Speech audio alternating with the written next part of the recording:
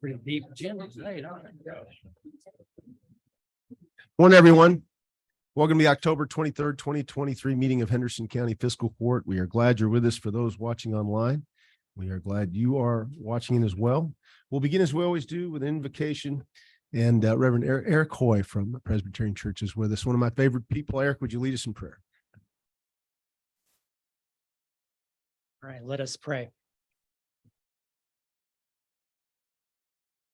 Oh God, in times of anxiety around the world, listen to the cry from every corner of the fragile world for our human family, torn in violent conflict. Give peace in our time, O good and gracious God, a peace that the world cannot give. We pray for wisdom of world leaders, protection upon the innocent, and healing for the lives lost in the conflict. Today, we stand before you and we ask your blessing upon this fiscal court meeting. Bless all of our leaders who serve you in this capacity. Give them wisdom and discernment to meet the needs of this great community. For we pray this in Jesus' name. Amen. Amen. Please join me in the Pledge of Allegiance. I pledge allegiance to the flag of the United States of America and to the republic for which it stands, one nation, under God, indivisible, with liberty and justice for all. Mr. Clerk, would you please call the roll? Magistrate Southern. Here. Magistrate Putman. Here. Magistrate Starks. Here. Magistrate Berry. Here. Magistrate Tompkins is absent today. Okay, we have a busy agenda, and we're glad everybody who's come to help us with today's topics is with us. And we will start with Judge's Scholar. It's Judge's Scholar Day. Oh, I'm sorry. Let's get the minutes out of the way. We have the extensive minutes of the last fiscal court meeting from October 10th. After a period of review, I'll entertain a motion to approve those. Motion to approve. Second. We have a motion and a second. Any other clarifications, additions, or corrections? Hearing none, all those in favor say aye. Aye. Any opposed? Thank you. Now we'll hit our Judge's Scholar, and Bracken Welty from Ben Gate, if you would join me at the front of the room.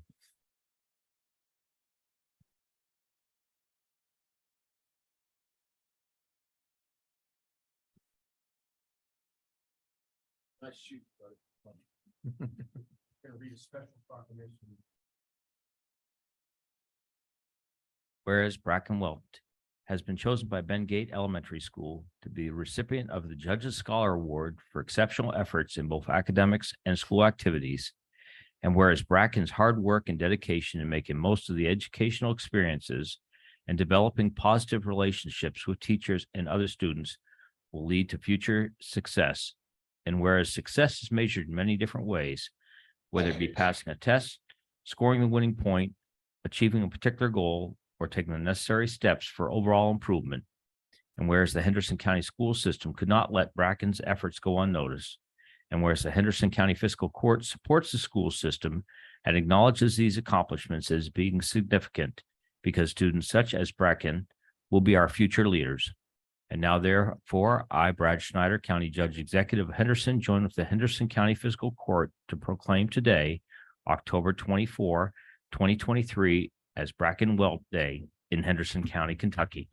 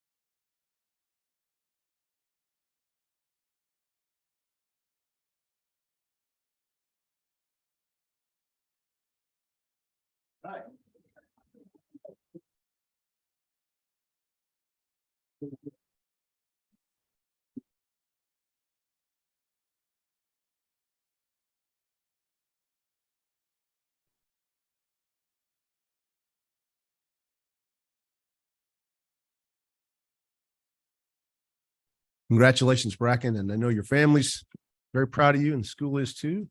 Now you get to hang out with our county attorney, Steve Gold, and pester him with questions. And please fight the urge to make motions and vote, but we've had that happen in the past, so it's no big deal. Congratulations. You ready? All right.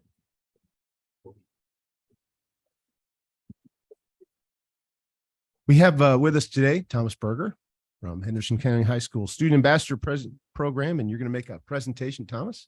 Yes. Good morning. Good My morning. name is Thomas Berger, and I'm a senior at Henderson County High School and a student ambassador. As student ambassadors, we are the student worker bees of the school, giving tours, attending school district events, going to board and Rotary meetings, and representing the school in our community here at Henderson. Our mission is to bridge the gap between community and school, so we go to extensive heights to achieve this belief. We hold future kernel conversations at elementary schools. We meet with local businesses on Kernel Movement Day on Fridays and host community tours.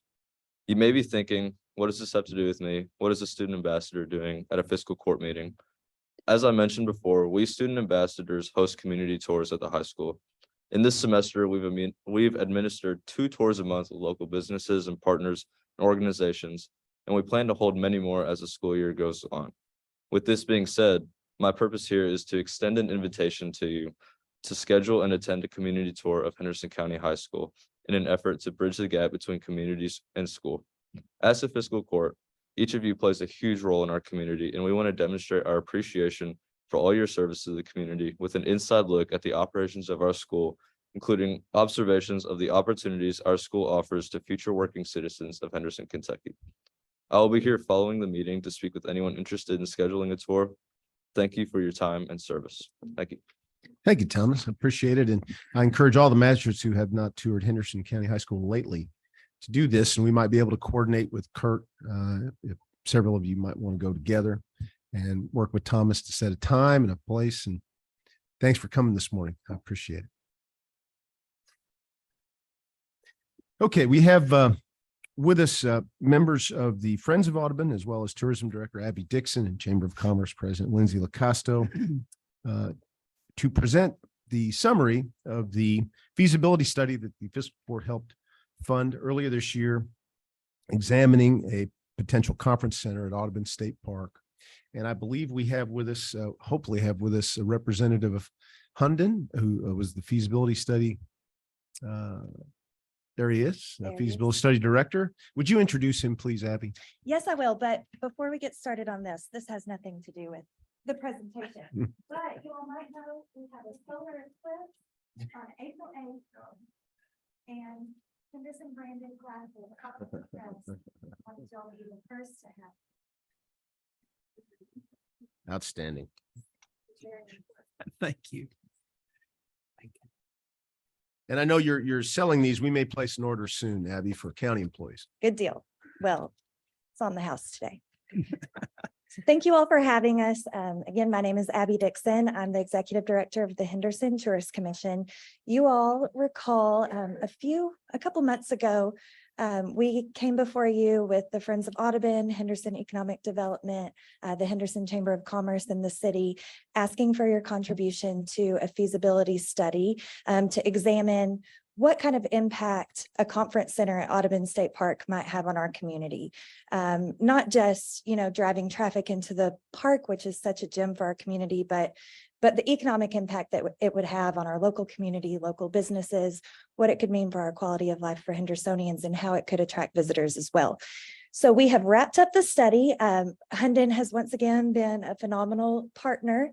And I'm going to turn it over to the expert, Sean, honestly, I never say your last name because I'm not quite sure how to pronounce it. And I should have just asked you at the time. But Sean from Hunden is going to talk about what some of those findings were, and will answer any questions that you all might have. I will add this full study. It's a pretty lengthy document. It was just published to our website this morning, hendersonky.org. So if you'd like to view the whole study, top right corner, there are 3 little bars for a drop-down menu. There's a research tab, and you'll find it really easily there. So with that, I will turn it over to Sean. Thanks, Abby. As she mentioned, we really just wanted to conduct Sean, a you might be full on mute. market. Oh, let's. I am not. Can you hear me now? We're working on, we can't hear you, Sean, but we're working on it on our end. Hang on one moment. All right.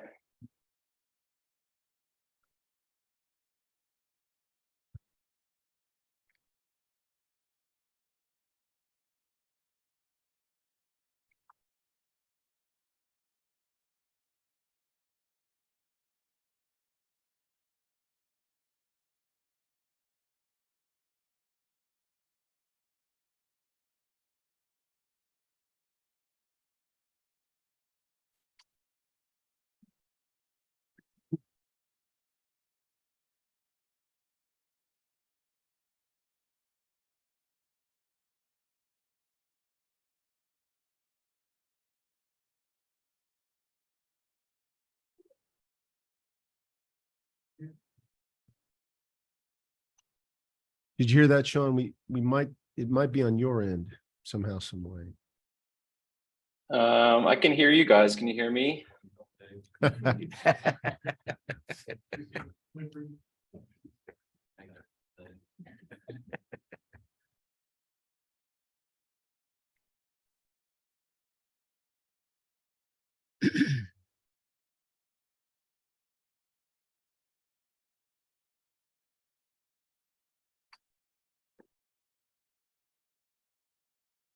Any better now? Can't hear him. Yeah. Do you want to ask him to rejoin? Try that. What is there like a dial?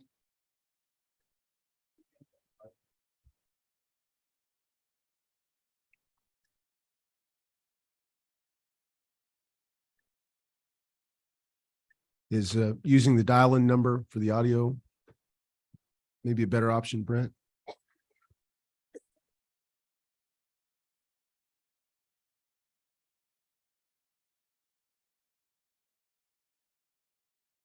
I'm sorry.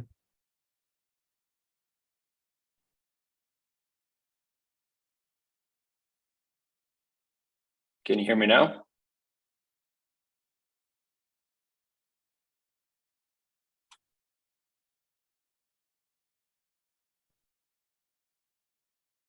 Did you try the dial number and still leave the presentation on the screen? Yeah, let me try that way. Who will he be dialing into, Brent? Okay. Apologies.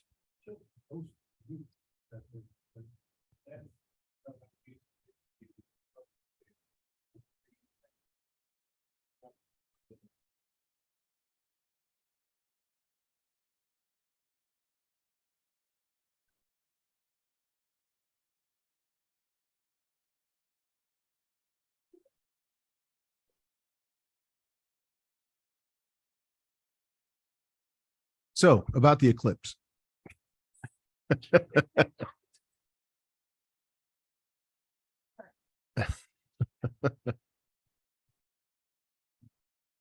We had a meeting last week of various first responder emergency agencies to try to prepare for what we might expect when the eclipse arrives. Everybody remembers the amazing amount of people who came down to Hopkinsville in that area, and we experienced the exodus after the fact. It was quite something and lasted for several hours. And we were trying to maybe get ahead of that a little bit. We are not actually in the direct, most optimal viewing line for the eclipse, but we still anticipate a lot of visitors even at that. And hopefully we'll have enough classes and for everybody that wants one, and enough parking spots. Judge, I was actually in Hopkinsville for that 2017 event, which I'd never actually participated in a total eclipse of the sun like that before. And it is quite something. It's a great educational opportunity for young people. And I think maybe if you could make it to the last one, it is very rare to have two this close together in the same part of the planet. So a lot of times you have to go out on a cruise ship out in the middle of nowhere to be able to experience this, and to have it right here in our backyard, so to speak, is quite something. So I'm looking forward to seeing more information. I really give kudos to the Tourism Commission, everybody else that's working on this. Because I think it actually from 2017, that may spark even more interest in this next one. In the waiting room. Can you hear me now?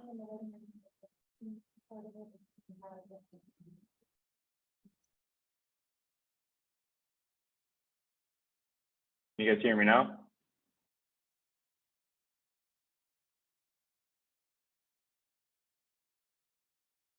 Sean just asked if we can hear him. Sean is not here. Can you hear me now?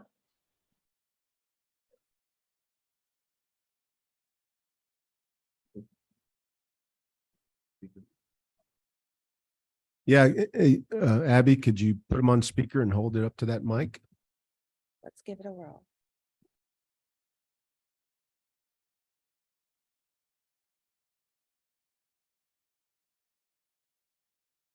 Hello? Sean, Yep. I have you on speaker and I'm going to put you up to the microphone, but we're wondering if you could rejoin with your computer so we can see the slides. Sure. Just a second. Sorry about this. That's No okay. problem. Bracken, you will learn you should always have a backup plan when it comes to technology.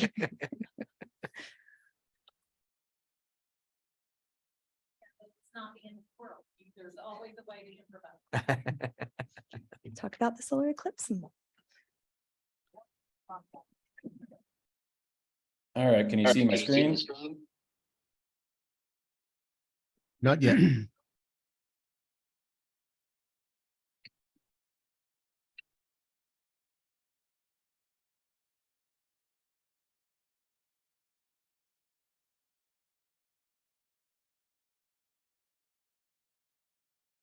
All right, can you see that? Yeah, Brent, do you see that pop-up window that's blocking? There we go. Okay, Sean, I think we're good to go. All right, sounds good.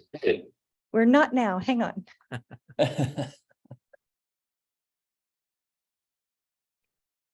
Okay. Thank you for your patience.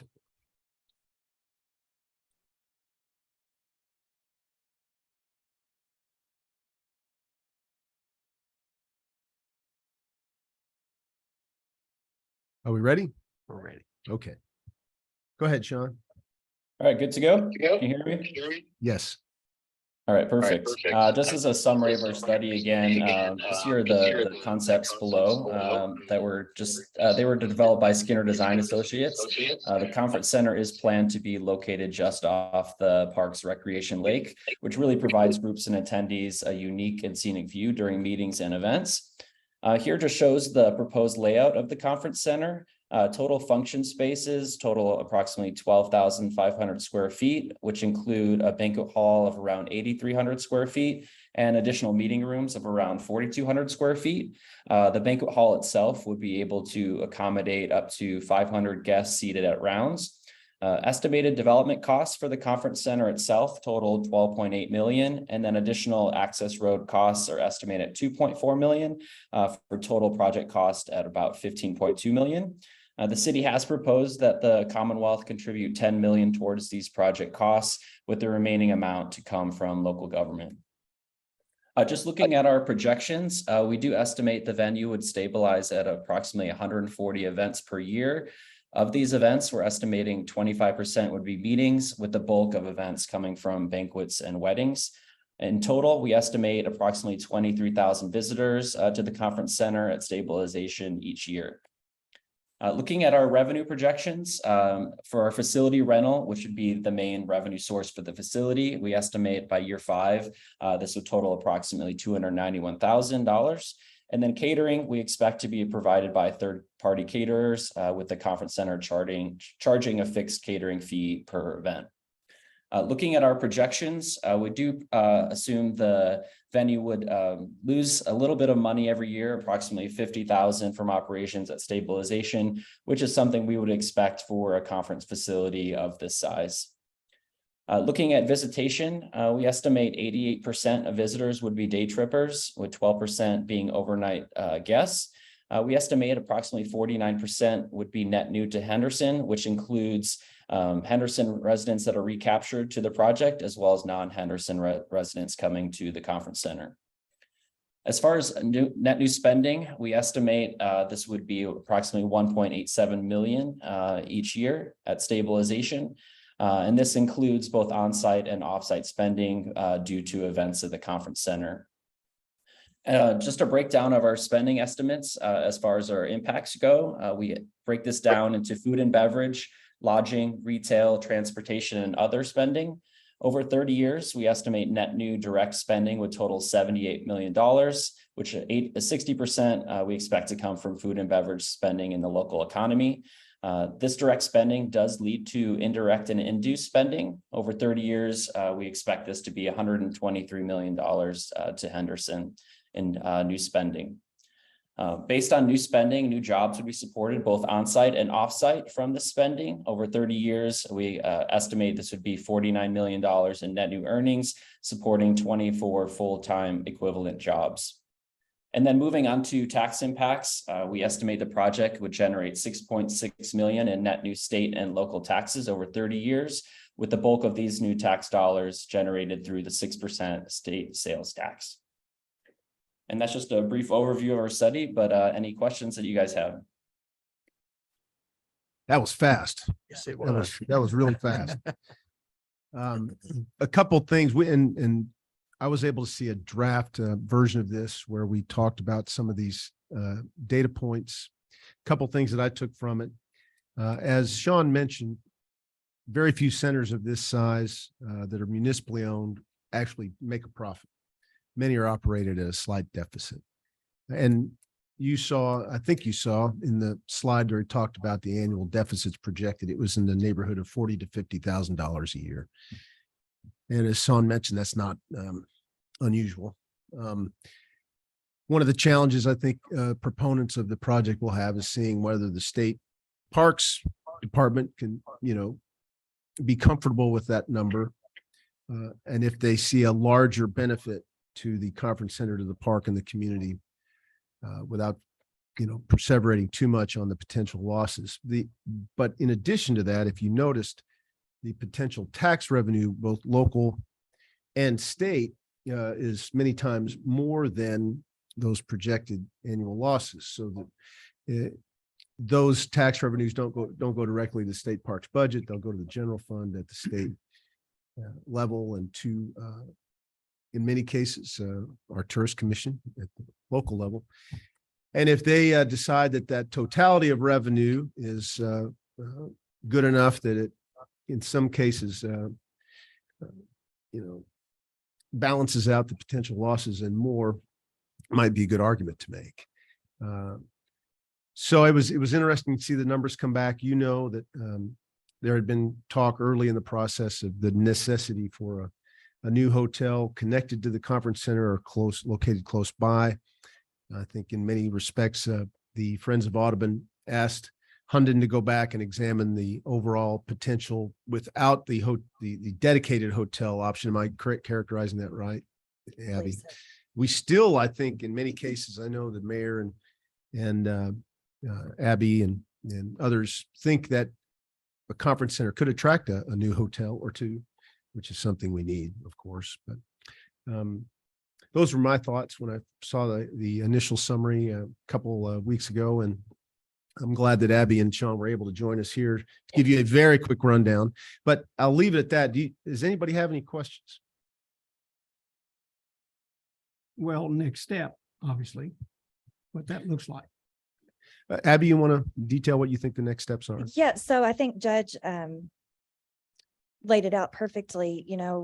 This is a non-starter, I would say, unless the state buys into it. So we were able to hire the experts to put some numbers together so that not only on the local level, but also the state level, we can make sure that, this would be a wise investment if we choose to move forward. I think the next step down to the nitty gritty would be a presentation to the A&R committee in Frankfurt, hopefully early in the session. And we're looking at, if this is going to happen, it's going to have to be a line item in the state budget. We've started laying some groundwork and having the conversations with some of those leaders in Frankfurt that could carry this thing across the finish line. But I think, am I correct in saying unless the state allocates these funds, there's really not a path forward? You would be correct. Yes. But to put a finer point on that, A&R is appropriations and revenue. Representative Petrie Yes. from Hopkinsville area is one of the interim committee co-chairs. And I believe they might be having another meeting before the end of the calendar year. Not sure about that. But I think the idea is that a contingent from Henderson County would head up there and make a presentation in front of Representative Petrie's committee, because they're asking, our community's asking for a particular appropriation, a line item appropriation of $10 million, which is not an easy lift. But you got to go and ask. At this point, we've got to go and ask. The grant pool that was established in the last budget ended up already being committed to other projects within the state parks, mostly deferred maintenance and I think broadband projects. So that is out. The community will be asking for just $10 million in a line item. So, and I will say it has been, think about 120 counties across the Commonwealth of Kentucky and all of the projects that, I'm sure our legislators wish that they could fund every single one of them. But I think it meant something that we weren't asking for 100% of the funds, that there would be some local buy-in. So I think we got that part right. One thing the mayor has asked, he is compiling support letters for the appropriation ask, not just from local community businesses, but from regional ones in Union County and Webster County, because we think this could impact them too, and give them an option for meeting space and conference space that they don't have now. Try to pitch this as truly a regional project. They are going to be submitting, I think, later this afternoon, kind of the initial bundle of support letters. The mayor has asked fiscal court to consider one without committing the fiscal court to any monetary donation to this project yet. I would like the court's permission to submit on behalf of the county a letter urging Representative Petrie to at least offer this to the relevant committees and give us a chance to go up and make the case for the 10 million and see what happens. If the state approves the 10 million, then we'll take it from there and see what the county and the city's pleasure is after that. Obviously, it's ways to go on that, but I would ask if you would allow me to submit a support letter at least for consideration of the 10 million now, You want that in a motion, Judge? please. So moved. You said it well. Second. I have a motion and a second. Any other questions about that? There's a long way to go here, but we're taking the initial steps to see what the state's willing to do. Any other comments? Any other questions? Friends of Audubon, is there anything you all would add? Just with where we are in the process? If you want to, we need you to come up to the mic though, Dr. Wilson. I'm gonna Introduce yourself, please. Yep. I'm Kurt Wilson, president of Friends of Audubon, and the only thing I was going to add to that, the state legislators they were going to do it over 2 years. Isn't that right? When we had talked to them about it, their appropriation was going to be over 2 years. I don't know if it makes any difference, but it was. I don't think any decisions have been made, but that was, something that. It might help their cash flow, 5 million in a year, but it still goes into a single budget in a single line item. So, yeah. Yes. Well, could work, could help work. Yeah. Thank you all. I really appreciate you all being willing to be a partner just in the study. Like Judge says, there's a long way to go here, but I think we're going about it the right way and getting as much information as we can ahead of time so we can make sure that, we're making wise investments locally. So I appreciate it. The other thing I do want to say is I think it was wise of the court to help fund the feasibility study. It is a lengthy document. Hunden obviously knows what it's doing. They've worked in our community before, and the information provided in the study is interesting if you want to get more granular with it and check it out. it hits other aspects of this whole project too, and other impacts it might have in our communities. So I encourage you to look it up.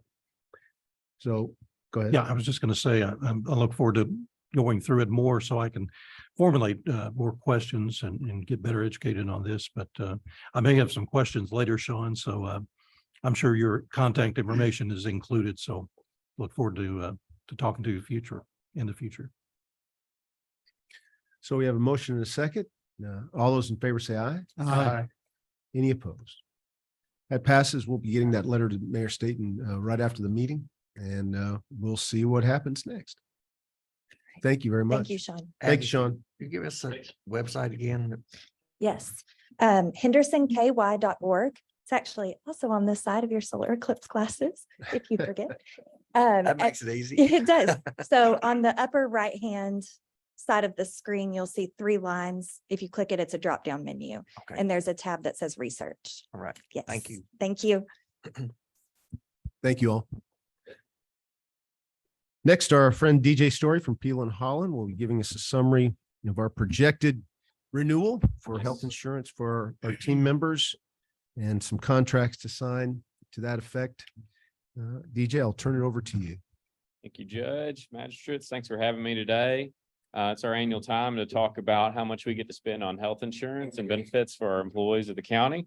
So I'll give you a brief presentation to kind of walk through what our costs and expected costs are for this year. And then what that looks like moving into 2024. As always, just feel free and stop me if you have any questions. And I'm pushing the clicker, but I'm not clicking.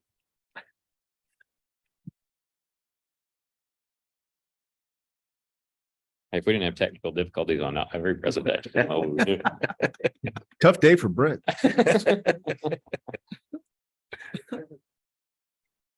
I blame the poltergeist. Yeah, yeah.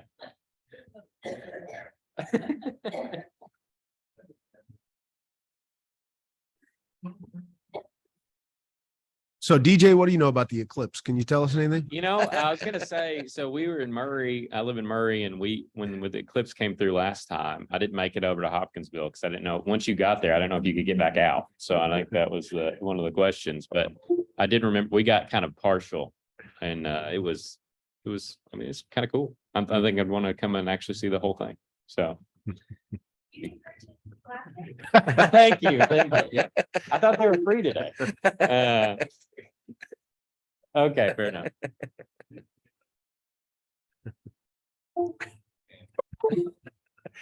Nick was actually in that meeting, and we have some questions to consider at county level about, do we open up certain county properties for visitors and how that looks, and how do we direct traffic out of our community so that it doesn't become a huge mess? We got some things to think about, and I don't know how it was on the I-69 headed towards Callaway County, but up the traffic coming up I-69 towards Henderson County was solid, unbroken line for 4 hours.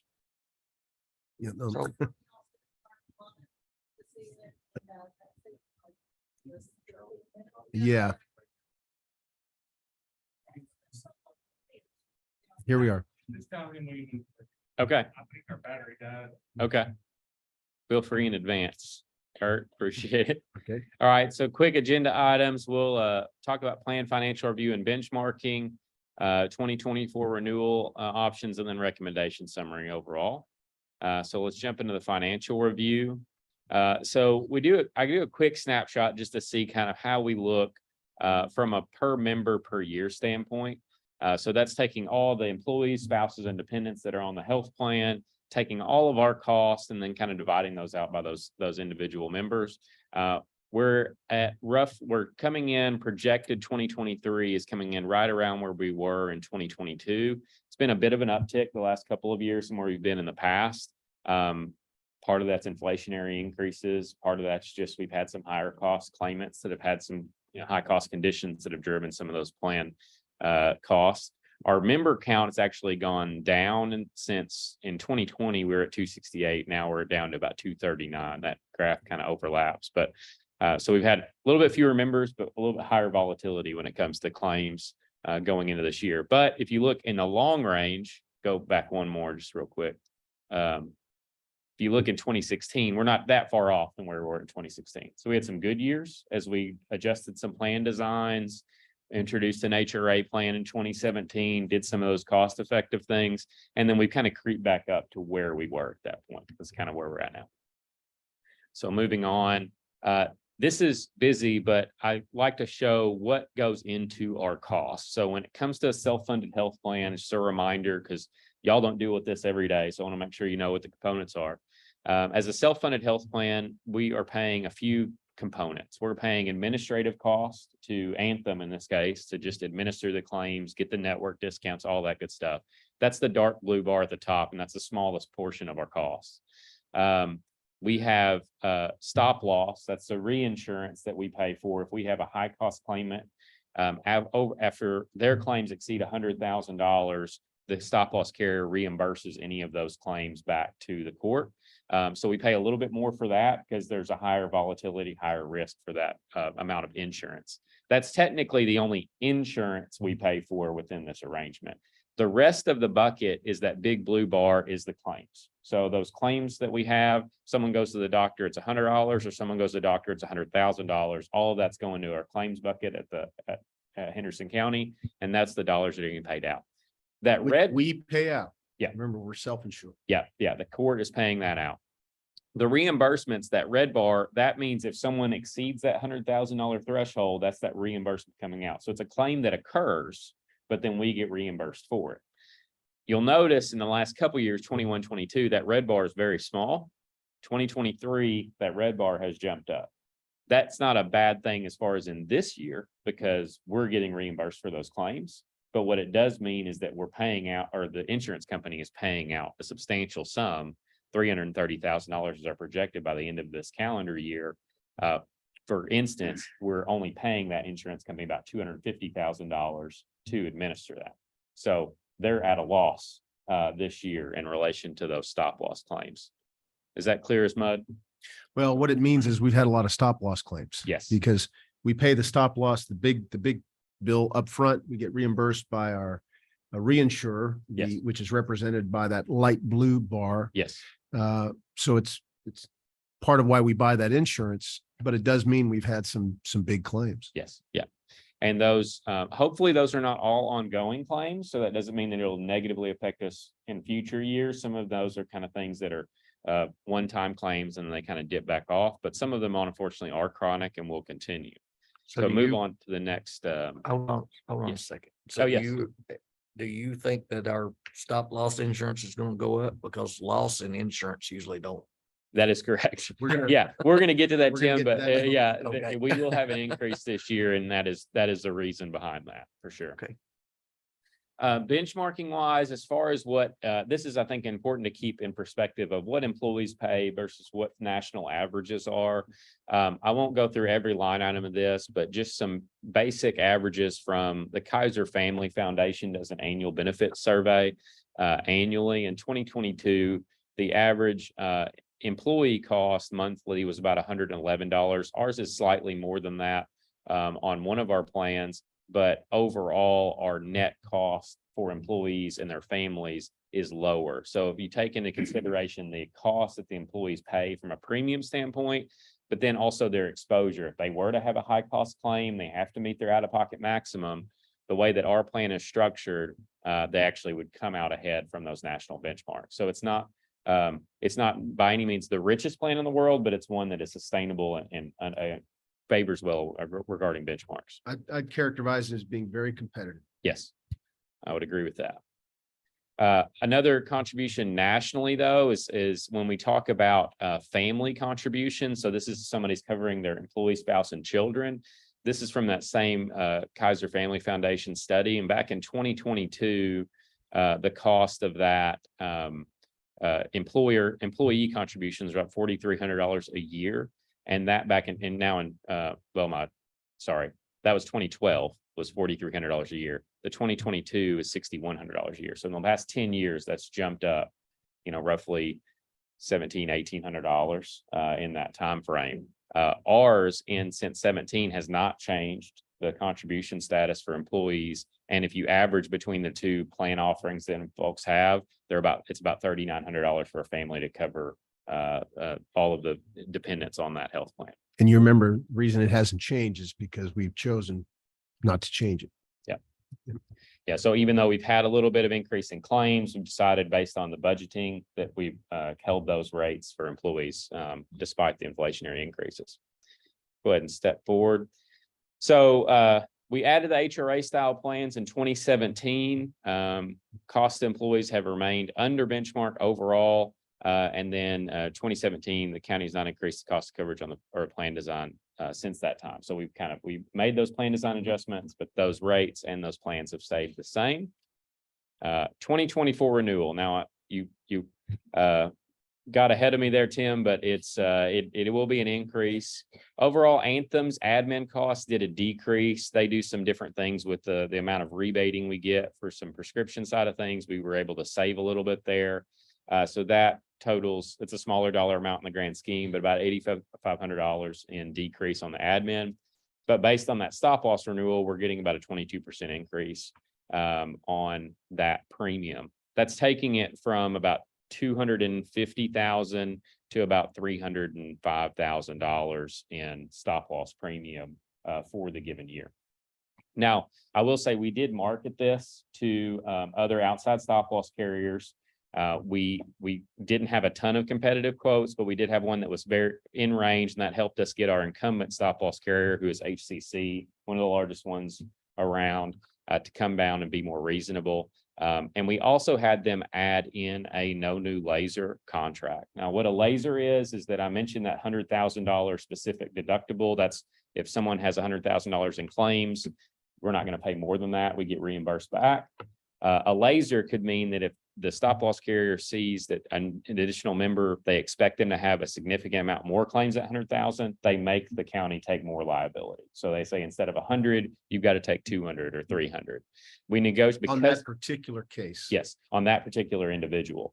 That is becoming more and more prevalent within the stop loss markets. Because we've had some high cost claimants, we felt it was best to go ahead and put a no new laser contract in there. So what that means is we don't have any lasers this year at this renewal. It also means that at next year's renewal, they are not able to laser any individual persons. So if someone comes in, they have an ongoing high cost claim, we're guaranteed that they won't laser it. Doesn't mean that they won't increase the premium. And we do have a 50% rate cap, so they can't increase our premium by more than 50%. But they might increase the premium, but they will not give us a laser. Let's take a moment and talk about lasers a little bit.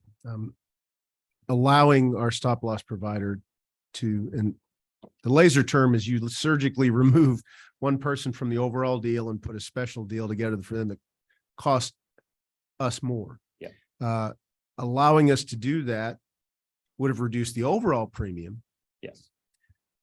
But I think it would potentially negatively impact a single member of our team that perhaps just, no fault of their own, had a very expensive happenstance. So in talking about this with our HR director, Angela Comer and DJ, we felt it was important to try to protect all of our people and ourselves as well over a couple year period. And even if it cost us more, we could afford that and not subject potentially one of our team members to a negative situation. So, well, and I'll say I've seen in the last couple of years, I've seen more lasers on stop loss contracts than I've ever seen before. Market wide, I'm seeing about 30% of all stop loss contracts are coming in with some type of laser.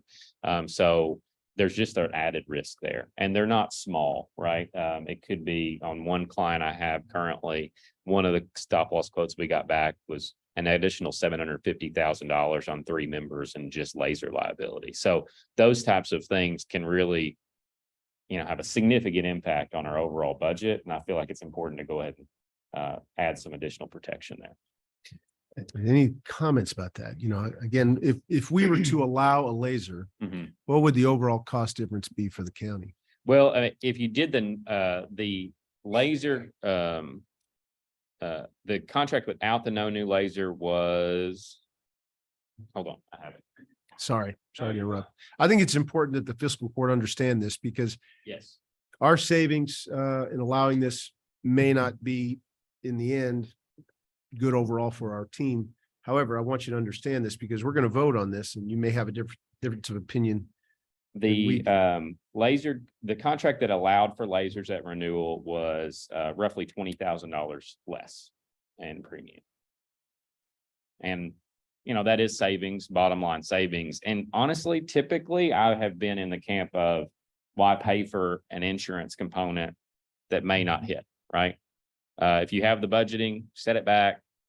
Don't pay for the additional insurance. The problem has been that these lasers have become so prevalent and they're so costly that I've seen it save accounts because they have those in place. So I'm just a little bit more conservative on that than I have been previously.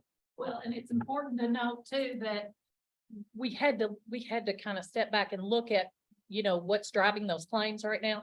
And we still have some really high claims coming in. So we anticipate, you know, that could end up costing us more in the long run. So.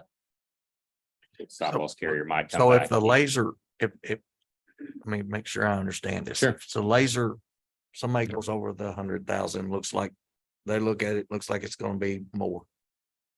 It cuts them off, that employee off, and then we're responsible, the county's responsible for picking up the extra 100 or whatever.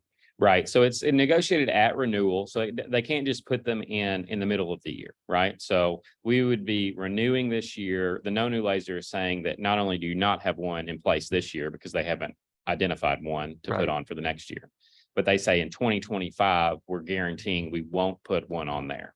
So yeah, exactly to your point, someone comes in, they've got a high cost chronic condition that's going to cost $500,000 a year. The stop loss carrier can say, instead of 100,000, you're going to take $500,000 worth of liability on that member because they've got ongoing claims that are going to continue to reoccur and we're just not going to take it on. So they can just say, that's how that is. Now, the member has no idea about that. That's really just a budgeting on the council or on the court side. But it means that the stop loss carrier could say, well, we're not taking the risk for that member. And in exchange, they give us a slight discount on the overall price. Right. But, Yeah, but as you heard it say, it's $20,000 and Yeah, that could be gone in one claim. Oh, easily. So it's, yeah. Good job. So we decided to pay the, you know, it would be probably a better risk to pay the 20 grand and have keep the laser option out of It it. doesn't mean that we have to stay with that same stop loss carrier next year. It Right. could be that our claims picture is a lot better. Another stop loss carrier comes in and says, we'll give you a rate that's 15% lower and no new lasers moving forward. And we go with a different option. It just at least gives us one option on the table next year where we don't have that risk. And given the current claims trajectory we've had, I think there's a decent amount of risk there if we don't. Well, it was, I think we all knew it was coming. Yeah. And so we get this taken care of and then we get back into that good, no claim thing. Again. That's the goal. Yeah. Yeah. Yeah. That's the goal. Right. I will say the other piece of stop loss is they do some expected claims. Our claims are projected to be closer to $2.3 million this year. After reimbursements, it'll be closer to about 2 million overall total dollars when it comes to expected claims. They did previously our expected claims were closer to 1.6 by the carrier. So they've increased that expectation based almost solely on the fact that we're having those claims over the current expected. Right. So that doesn't necessarily change what we pay in claims, but it does adjust where they expect we will land and what our potential maximum exposure is. And as a reminder, and Brenda, correct me if I'm wrong, we have budgeted about 2.3 this year for expected claims. We had budgeted 2.1 for several years and never quite reached that number, but last year we exceeded it. And we still have about 1.3 million in our kind of rainy day fund and in our insurance plan to handle tough years. And we took a bit of a hit there. It ended up because of reimbursements being not quite as bad as we thought, but so we have 2.3 budgeted for claims. DJ, do y'all look at projections on procedures and the cost looking forward? Yeah, so we do look at like data analytics within the plan. So if we know of some high cost claimants that are coming forward, we can give a level of projection within that. We also now have some tools that we'll be having to integrate some of Henderson's data into over the course of the next year that hopefully will help with those additional projections. So far, unfortunately, it's been easy to predict because we've had some high cost claimants that are just, they're kind of sticking out there like a sore thumb that have driven some of these costs. So Yeah, but I'm referring to test. what's that? Test, when the doctor orders these tests, Sure. the cost of them, I guess we negotiate that and with Anthem as So, to what, and then they do the negotiating with the facilities. Yeah, so one of the things we're paying in that administrative cost is for Anthem to get the best discounts from these providers for any kind of procedures that go on. Now, in some situations, Anthem's going to be a little bit less than others. In most situations, Anthem's a higher discount overall percentage from what those provider plans are, because honestly, Anthem has about 78 to 80% of the market share within Kentucky when it comes to all commercial business, and Humana is leaving after the end of this year. Right. So- We don't have a lot of options for providers in that. And Anthem does have the widest network of doctors and other service providers, and Humana, which was the major alternative. Yeah. Is leaving Kentucky. Yeah, So, so yeah. Humana's out. Really will come down to two major carriers in the state, which is Anthem and United Healthcare. And our estimations, United Healthcare is close, but it's not quite as robust as what Anthem does from a discounting perspective. Great questions. Thank you. And I will say, just as far as on that escrow account, that is imperative in order to keep that funded, and great job, finance and HR team, making sure that we keep dollars there, because there is unpredictability when it comes to health claims, and obviously having some set aside just keeps us from having to do knee-jerk reactions that negatively affect employees. That's what I've seen time and time again with fiscal courts, in particular, city governments that can budget that well. They can keep that negative impact from hitting employees, at least in that initial term, and then kind of readjust what we need to do moving forward. So kudos to the team to do that. Next step is expected liability. So again, our 2020, this should be 2024. I didn't update my date. About 2.3, maximum liability is 2.8. That is the worst case scenario where we hit our maximum amount of claims. Again, we expect that we'll be significantly under that this year. So unless things change from already a pretty high year, I wouldn't anticipate a maximum year would be one that we'd have to worry about. The other renewing plans are easy. 2024 dental with HRI, now known as Paramount, is a rate hold, and vision with Anthem is a rate hold as well. So there's no changes to those plans. And HRA that we have, again, to help buy down those deductibles for employees, that's administered from McGregor, and there's no changes there as well. We will be contributing the same amount to that as for each employee as we have in the past. Yeah. So quick summary is would be to renew the Anthem and hold rates and make no plan changes for 2024. This is the 7th year in a row that employees have not received any type of plan increase or employee rate change. It's relatively unheard of in this market, and kudos to the team for keeping that going. And then, but it will be imperative based on the claims we've had to continue to monitor this. Obviously, my team gets together with this team here at least quarterly to check in and say, okay, here's where we're looking, here's the claims, and make sure that we stay on track from a budgeting perspective. Or if we need to evaluate additional changes, maybe in the 2025 year, that we're well in advance of that, understanding what that impact could be. And I do hope our elected officials and department heads who are with us communicate well to your teams that we've gone 7 years in a row choosing not to raise premiums for employees, and also in that time developing an HRA contribution program that also gives them more money in their pocket for their health care, and adding vision and dental for no extra charge in the last several years. I forget when that came on board, but it was I think a great benefit. So, we always wrestle with things like raises, especially last couple of years with inflation, and we've had to make tough choices there. But the fact, and I give members of this fiscal court a lot of credit, because we had initially thought about a small increase in premium, and we decided eventually against that and took care of the increase on our side of the deal, so our employees didn't pay more. And I'm proud of that. And I hope, again, our department heads and elected officials communicate that to people if they ever, are consternated about pay schedules and things like that. It's not just your take-home pay, but it's other expenses we're saving as well. So it looks like Angela has some. I do. I just want to point out something. Kurt, if you can go back to the slide that shows, or Brent, you can go back to the slide that shows the benchmarking, the race. Oh, sorry.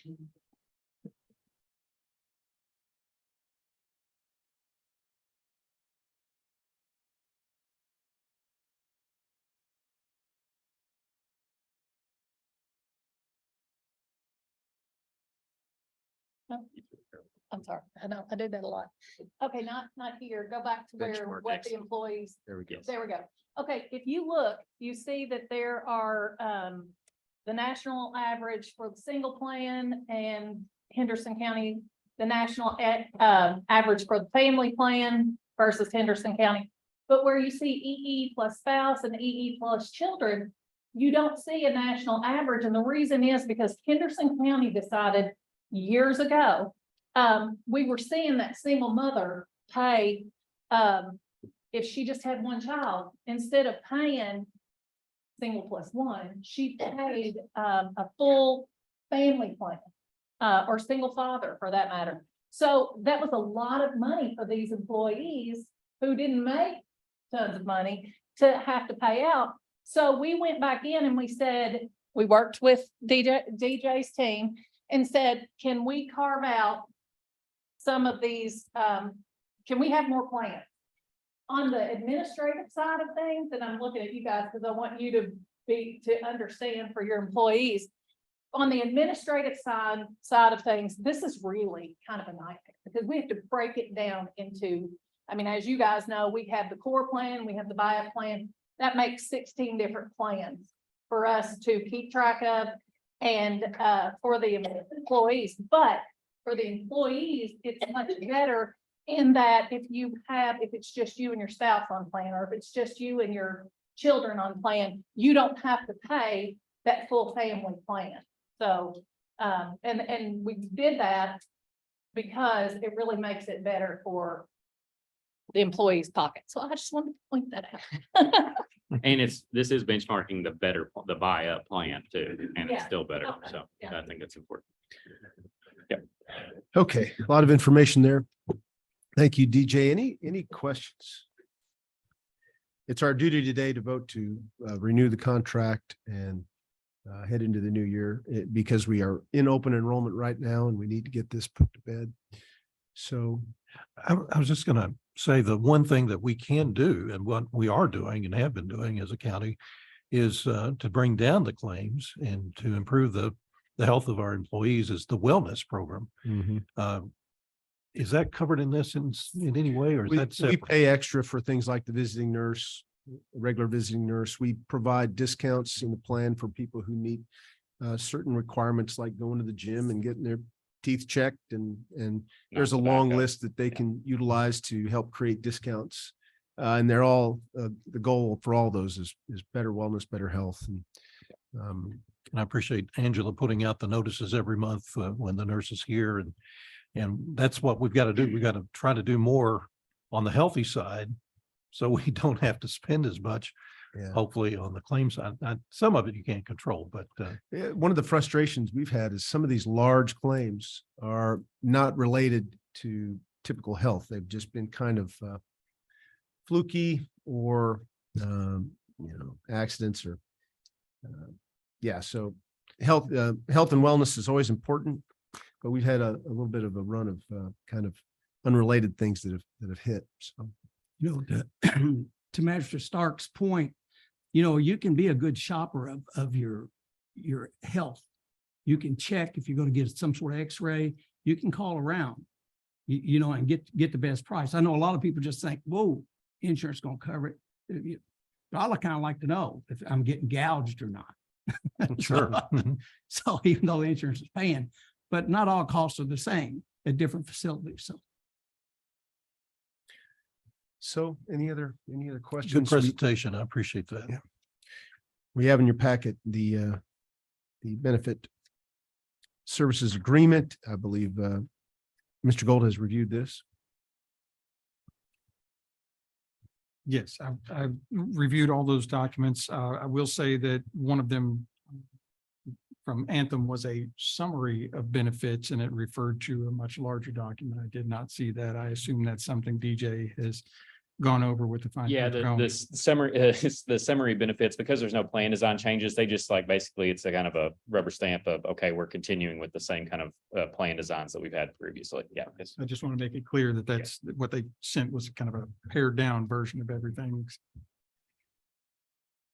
Okay, any other questions before we read the resolution renewing this contract? Mr. Clerk? Resolution authorizing county judge's executive to execute insurance contracts related to employee health, vision, and dental benefits. Whereas Henderson County Fiscal Court provides various health insurance benefits to its employees through a self-funded insurance plan. And whereas Peel and Holland is the current health insurance broker that provides health insurance benefits advisory services to the county, and the Henderson County Fiscal Court deems it in the best interest to renew its agreement with Peel and Holland to review all insurance contracts and forms, make recommendations, coordinate enrollments, prepare annual requests for proposals upon request, and to provide other health insurance consultation services. And whereas Henderson County Fiscal Court, in consultation with Peel and Holland, deems it in the best interest of Henderson County to enter into an administrative services only ASO relationship with Anthem Insurance Companies Incorporated for the administration of the Henderson County Employee Health Plan. And whereas the Henderson County Fiscal Court, in consultation with Peel and Holland, deems it in best interest of Henderson County to renew its agreement with Health Resources Incorporated to be the provider for employee dental insurance. And whereas the Henderson County Fiscal Court, in consultation with Peel and Holland, deems it in the best interest of Henderson County to renew its agreement with Anthem Blue Cross Blue Shield to be the provider for employee vision insurance. And whereas the Henderson County Fiscal Court, in consultation with Peel and Holland, deems it in the best interest of Henderson County to renew its agreement with McGregor Employee Benefits Administrators and Consultants to be the provider for the health reimbursement arrangement HRA plan. And whereas the Henderson County Fiscal Court, in consultation with Peel and Holland, deems it in the best interest of Henderson County to renew its agreement with HCC Life Insurance Company operating as Tokyo Marine HCC Stop Loss Group to be the provider for stop loss insurance. Now therefore be it resolved by the Fiscal Court, County of Henderson, Kentucky as follows: that the Henderson County Fiscal Court hereby authorizes and directs County Judge Executive Brad Schneider to execute the attached contracts and agreements related to the administration of employee benefits, the Peel and Holland Benefit Service Advisory Service Agreement, Anthem Blue Cross Blue Shield renewal packet, including the ASO fixed administrative costs, ASO benefit information, ASO services included in buy-up options, ASO assumptions and conditions, ASO additional service fees, Kentucky large group plans, the 2024 benefit change chart, Blue View Vision Insurance Blue View Vision fully insured renewal. Also, dental health options renewal contract with HRI, McGregor Employees Benefits Administrators and Consultants plan renewal for health reimbursement arrangement HRA, and Tokyo Marine HCC Stop Loss Group renewal. Furthermore, the county judge executive is hereby authorized to execute any and all other necessary and appropriate documents required to effectuate the intent and terms thereof. I need a motion to approve. So moved. We have a motion and a second. Any other comments? All those in favor say aye. Aye. Any opposed? Last meeting was 12 minutes. We've gone through a third of the agenda in 1 hour today. It's just nature beast. Thank you, DJ.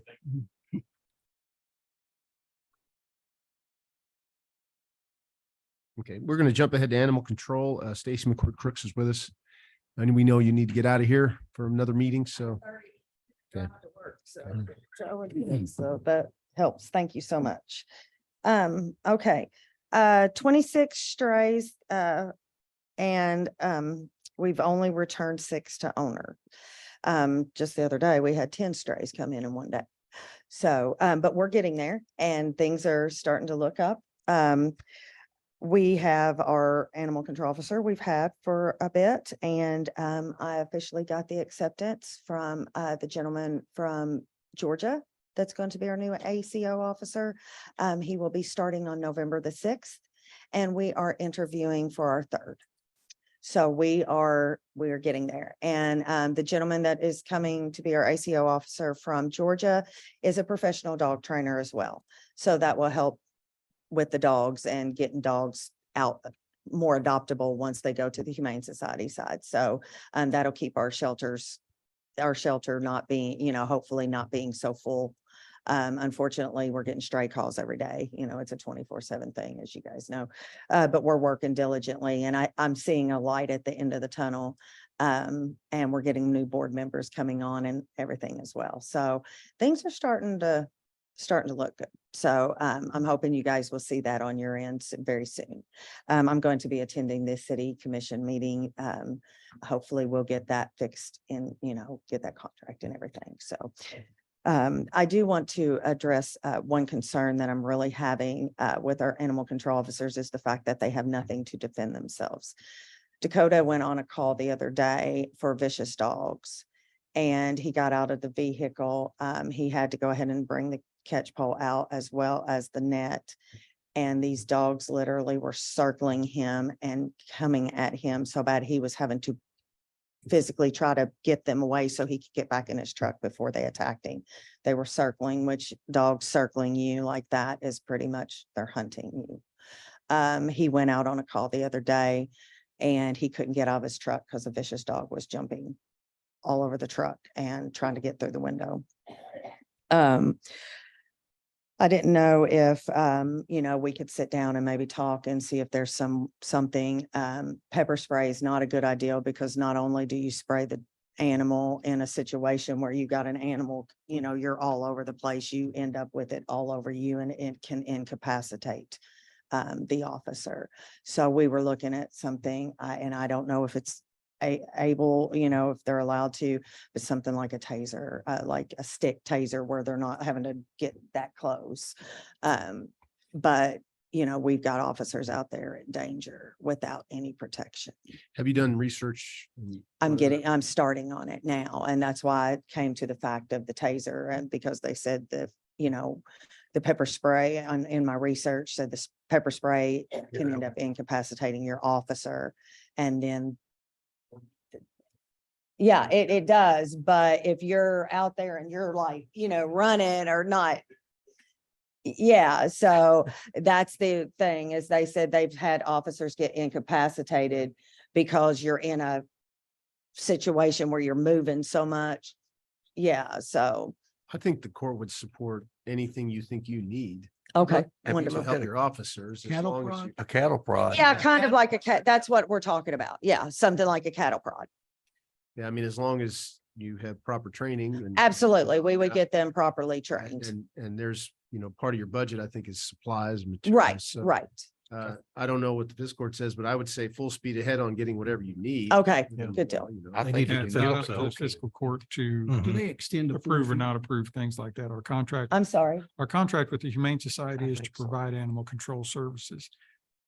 As long as you're doing that within the law, how you do that and what equipment you use is up to you. Now that if you're going to start having your ACOs use things that are, at all lethal or anything like Right. that, then obviously that's something you need to consult with your insurance company Right, about. absolutely. and I make sure don't, people are I adequately personally, I mean, I'm not against that, I'm an avid owner myself, but I don't think I want to do that with at all, ever.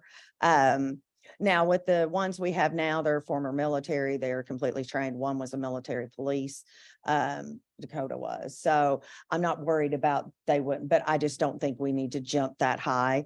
And everyone on this board that knows me personally knows that I'm not going to give anything to well, I wouldn't hire an officer that I felt would use a taser type against an animal for no reason. I won't stand for that. They will be properly trained. But I do feel that the officers that are coming in, or Dakota and the officer that's coming in, we will not have any problem whatsoever. They're, like I said, they're ex-military. They're very educated. And actually the one from Georgia has been working with animal rescues down there and stuff, and he comes highly recommended. curious about this gentleman from Georgia. How did you recruit him? He actually had come to Henderson at one point, him and his wife for a visit, and actually fell in love with Henderson. And they were like looking to move somewhere else. And they had chose the Henderson area, Henderson or Evansville. And so he saw our ad on Indeed. He was looking for jobs in the Henderson area, and he had always wanted to work with animal control.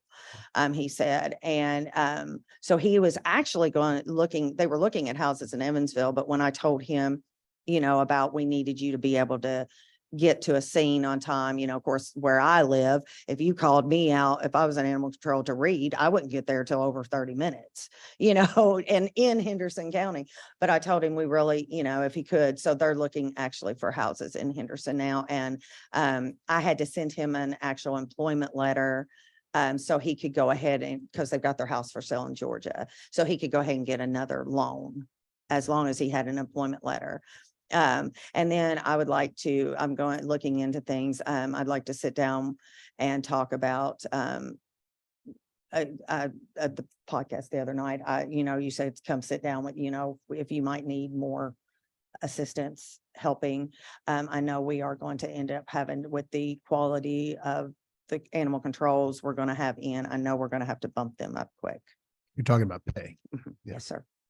Yeah. I think the court's always open to being asked. Yes. I think if we can see some progress on retaining Absolutely. ACOs Absolutely. and also hiring an executive director that will Yes. stick. I'm in the, I've already worked with one that's in the works on salary. So we've already had that talk and got that in, agreed upon. Just waiting until she makes a decision. Yeah. She's made the decision, but for her. Yeah. Please keep us posted. I will always keep you posted, and you have my number if you ever have any questions or concerns. Any questions of Stacy? Thank you, Stacy. Thank you. Thank you. Drive safe. I said, drive safe. I never drive. I go a little fast. Hey, but so is that straight trooper that I was staying on the number driving. For our next item, I'll have Nick, if you don't mind coming up to the podium, maybe to offer any additional comments. But as you know, the ongoing airport project, the runway relocation, hopefully eventual expansion, forced the reconstruction of Court in Geneva and Trigg Turner Road to go around the runway, moving it from its original location, Trigg Turner Road. That construction left a stub of Trigg Turner connected to 136 right up by in Geneva. Having that little stub several hundred yards away from where Trigg Turner continues on the other side of the airport is not optimal. It confuses people. It confuses trucks, delivery folks. So we need to change the name of that stub in order to make it a different destination on Google Maps and things like that. And for that, I don't know, maybe 150, 200 yard stub, I am proposing the name of Geneva Place. The process to do that involves, first of all, a public hearing to give anybody who lives on what would become Geneva Place a chance to address the court. Kurt advertised the public hearing as required by KRS, and we need to take care of that first. So can I get a motion to go into public hearing on this matter? So moved. Second.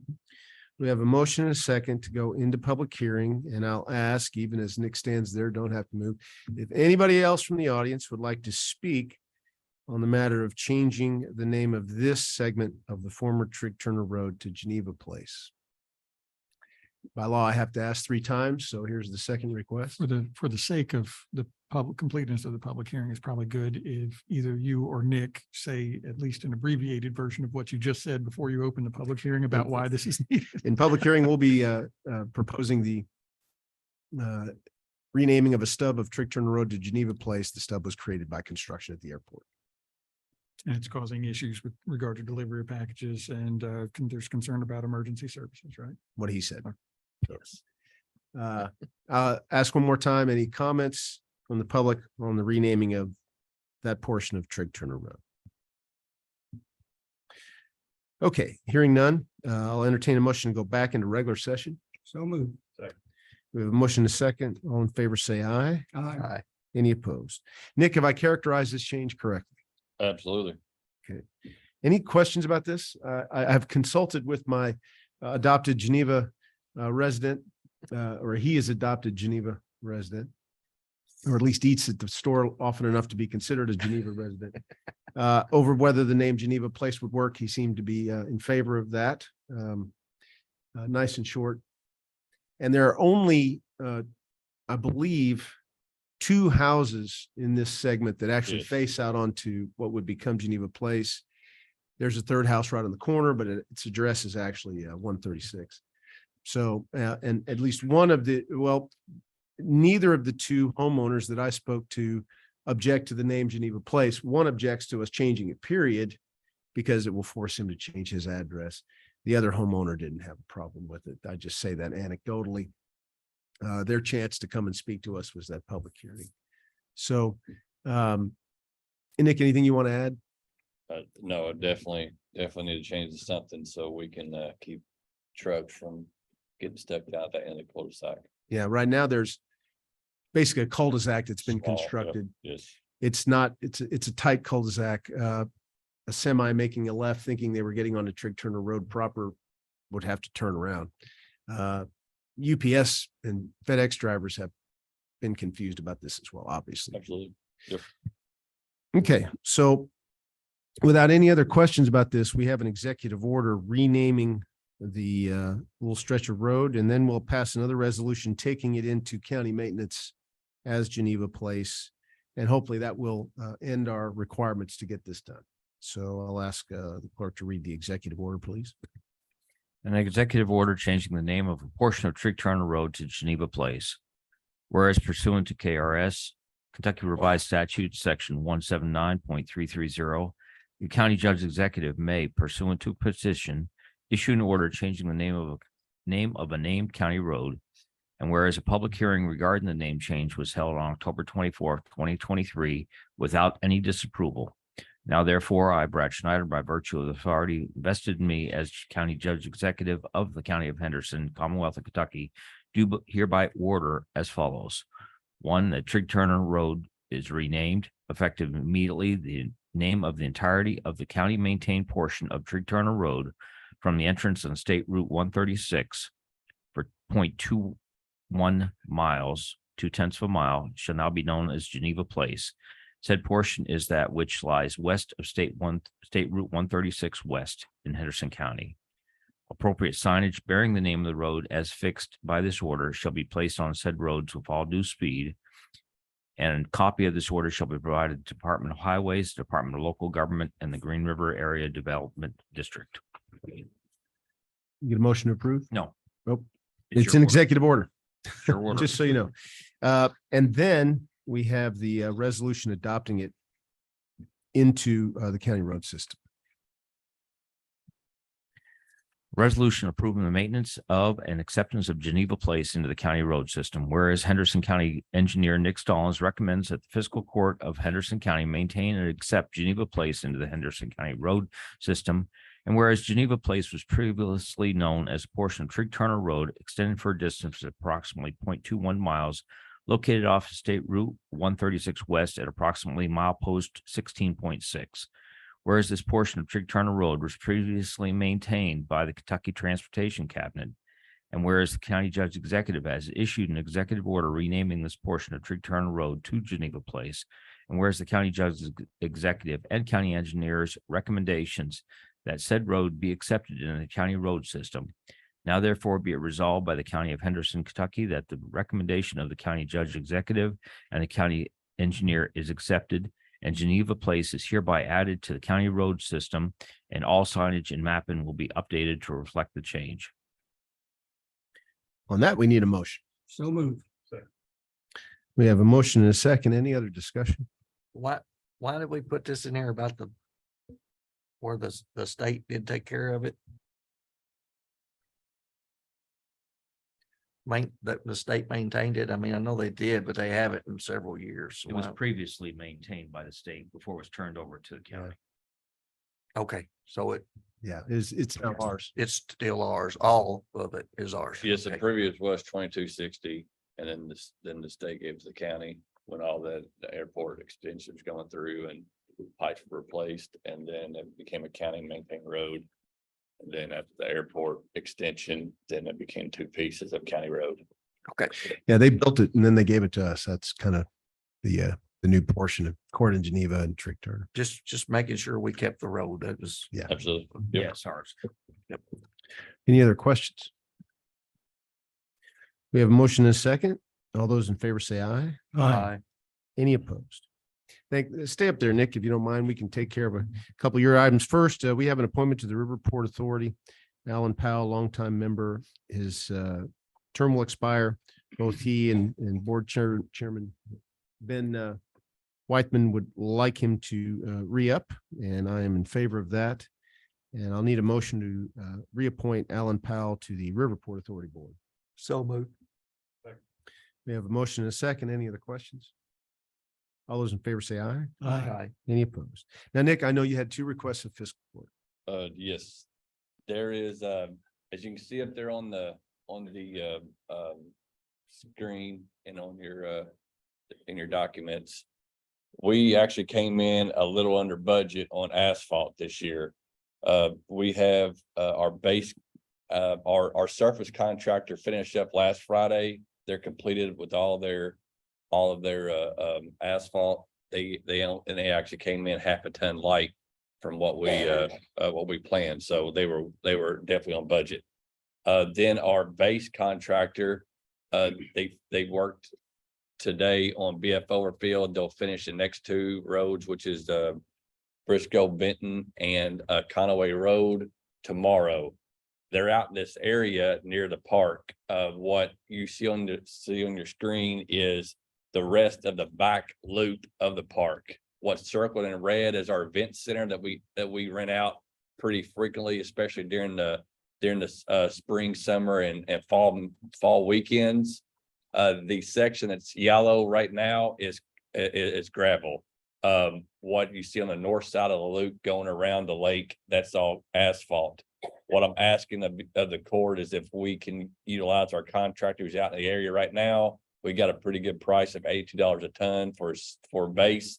If they could finish this loop and tie it back into where the walking trail intersects the end, that way we'll have a essentially dust-free zone back there where a lot of events are at. It'll be completely asphalted through there, and then we'll have our last loop done. So then after this is asphalted, then our entrance is done all the way up to the first playground, and then the back section is asphalted and it's gravel in the middle, which it's kind of like an open area. A lot of not very many meeting spaces, so the dust situation is not really an issue. But around here it is. We got a couple little playgrounds. We have our bathrooms will be going in right beside the event center, and then having dust is kind of a issue, especially when they they drive through it during their events. So with them being in the area, they were obliged to go ahead and would pick up this extra tonnage. We're looking around 1,000 tons to complete this, which are looking like $82,000, which is still keep us under budget for what we had planned for asphalt this year. So if I don't know how much it keeps us under budget, but Yes. how much are we talking about if we just went in and completed the blacktop from that section you're talking about? From there back to the front, Mhm. oh, we're $500,000. That'd be way over. Oh, budget. yeah, 500,000, Okay. 600,000. Yeah. Just We have to Yeah, bite that yeah, up yeah. in small pieces. Yeah, yes, and that's what we're trying to do, because what you gotta look at is we're going over gravel, so it's a 4-inch base, so it eats up pretty quick. Quarter mile, essentially a mile of paving, and there's a long distance between the two, and right now in between the two, there's not a whole lot of things going on. The walking trail diverges, so there's not really the lakes are kind of tucked in. So there's not a lot of really big reasons to get it all paved right now. that keeps us open if we have some kind of great, ideal for some type of development that we want to do for the parks that you all are accustomed to, then we can do that and not worry about tearing the road up. And then once it starts getting developed, we'll work our way out. That's what we're hoping to do as we bite off pieces as we come out of the park. I think it's a great use of our little bonus asphalt cash we have. So, And also not to mention that we will get a reimbursement for the flex funds, 264,000, because they completed those. So I'll get that, me and Carter work on getting the documentation done for them to approve those, and then we'll get a reimbursement back for that. So that'll be a help. without any objection, I'd just say, full speed ahead. I don't think we necessarily need a vote or anything. It's within the budget, and I think it's good use of it. I think so too. I agree. All right. Secondly, we have throughout the year, we have 3 100-day employees that we hire. Right now we have one of our recycling department employees. He's off of medical leave. So it kind of puts a damper on the recycling center. So I work with Eric, and we went ahead and hired we're going to hire a 100-day employee. His name's Glenn Forster. He's working for $14.50 an hour. That's what the 100-day employee is. He's got a lot of great knowledge in the area. Definitely an asset for them.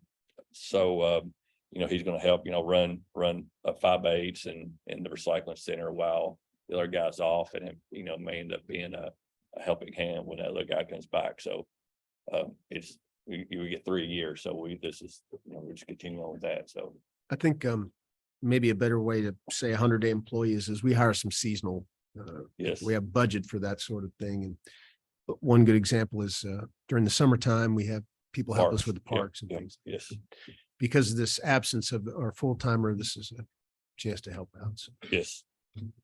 we'll need a motion to approve that hire and the rate of pay. So moved. We have a motion and a second. Any other questions? All those in favor say aye. Aye. Any opposed? You want to talk about the Baylor? All right. Third thing is, I know about a month or so ago, we had a bid for Baylor's. Okay. We looked at the PRI grant. We applied for PRI grant back before the fiscal year. We received the PRI grant. Well, to get yourself ready for the PRI grant, you kind of do some homework, what your needs are, kind of ideal price range. Of course, you call a few people and say, well, our Baylor that will do this is roughly this amount of money. We applied for the grant that we could get. We received, $147,000. Okay. So then we went for bid. Well, you saw when I opened the bids up a month or two ago, we had bids everywhere from 109,000 up to 298,000 all over the park, right? They had shipping, they had setup fees, they had startup costs, they had different odds and ends that changed those, definitely, varied those bid prices. Well, during the homework we've done since then is I've got one Baylor that was the most economical, but it didn't offer anything that our current Baylor has right now. So that one really won't get us anywhere further than what we have now with our current issues. So our next Baylor up was a little more out of our budget, but it had an opening that would process the paper that we had, the cardboard issues that we have. We have a larger cardboard coming through, which are Carter Gaylord boxes. Well, they also have an issue that the motor that they have sized for that Baylor may have a problem if it's loaded incorrectly. If you overload it, if the sensors aren't correctly placed, then you have an issue where you got a jam, which we currently have. And then you got people climb down the hoppers trying to remove the paper. Essentially it's a paper jam with steroids. You're jumping down there and you pulling cardboard paper out, right? So that's what we have going on. So I talked to the grant people. He says, yes, sometimes this stuff kind of happens. So what my suggestion is I submit, documentation to the grant, individuals in Frankfurt and saying, hey, look, what the money that we have available now, we won't be able to buy a Baylor that will take care of our issues we currently have. So we can reapply next year and hopefully have, get more money to buy the baler that we need. So, we can suffice with the baler we have now, work through the problems that we currently have, return the grant money to reapply next year with the green check mark saying, hey, look, these guys return us money. They're not, every year trying to grab money, right? We're going to go back and try to grab a better bite at it next year with more funding. I don't have a problem with it. I think instead of spending money on something we truly don't need, I'd rather risk reapplying next year. Nick mentioned a green check. I think by that he means, I think the grant administrators appreciate when a county doesn't spend money just to spend money. We applied for a certain piece of equipment. As he said, for the amount we got, we couldn't really buy what we needed. So we're in communication with the state. I don't think the fact that we'll be returning this money will hurt us next year. I think they may give us a little bit of a leg up because we were responsible with this grant on getting something more next year that allows us to buy what we need. And I'm summarizing what you just said, but I wanted to reiterate a couple of those things. So unless anybody has a problem, I think that do that and just, gear up again next year for a grant. In layman's terms. Need a motion or? I guess we had not moved forward with the purchase No, then, no. so we're good on Yes, that. yes, issue. we're clear still. And also with the guy that we were gonna try to pick, his freight charges had more added to it. There were some service fees, there were some freight fees, and they put it on us trying to unhaul it, which is kind of odd on the way the freight actually goes. So there again, there was a lot of question marks when they bid. Well, what's the delivery time? What's the freight cost? What's the startup cost? And those kind of vary throughout everybody too. So, again, I'm not, nor I don't think anybody in the county is in the baler, a recycling baler market, or business. So I've been doing a lot of research the last couple of weeks trying to figure out, how to make this happen, and talking with people who sell it every day. It's like trying to figure out the inside of a Corvette without buying a Corvette. So, I will take a motion that we return the grant money as Nick describes and look forward to applying for a grant. Because I think there had been a preliminary vote awarding or accepting a particular bid or Nick's recommendation on a bid at that time. So it would probably be good Need to another make part of recommendation. that to accept his recommendation to now reject all bids and not continue. Good idea. Would you make a recommendation to that effect? yeah, let's recommend to reject all bids And go back for a grant. and go back for a bid, a yeah. grant. And I'll make that motion. Second. We have a motion and a second. Thanks for doing the accept work on that. this. Yep. I'm confident that eventually we'll be able to work this out. So absolutely. we have a motion and a second. All those in favor say aye. Aye. Any opposed? Okay, Jailer Todd. Always good to see you. Hope things are going well. Yeah. What are you Good morning. saying, Bruce? Huh? What are you saying? Good morning.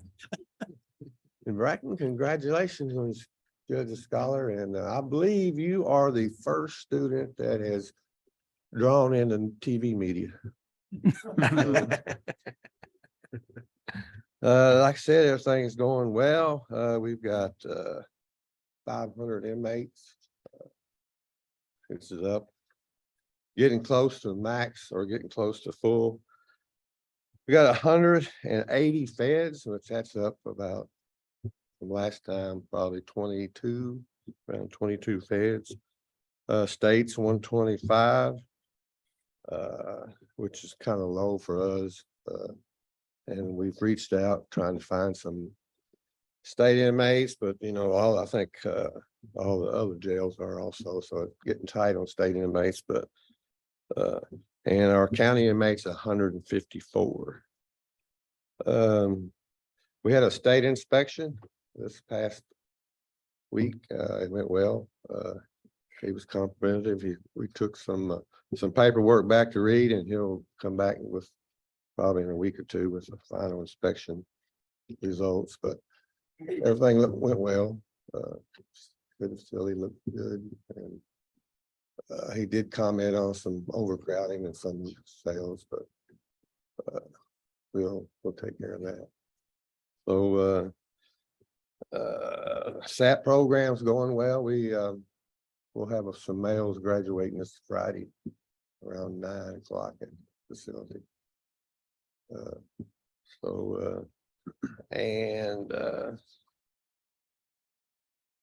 We're in the process of looking at body scanners.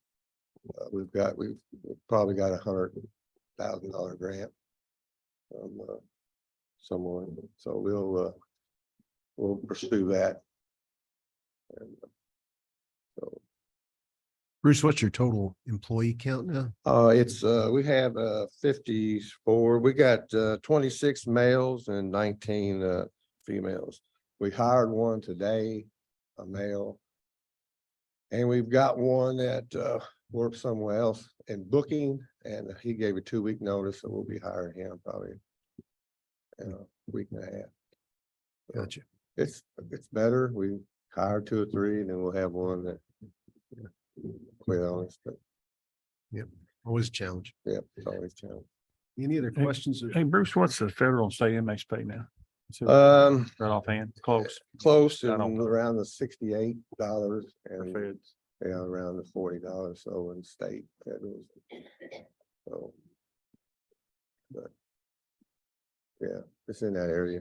I don't know the exact dollar, but I'm looking forward. I do, correct me if I'm wrong, but I do think there's another effort underway to increase the amount the state reimburses counties that will be debated in the current upcoming session. And that's important. It is.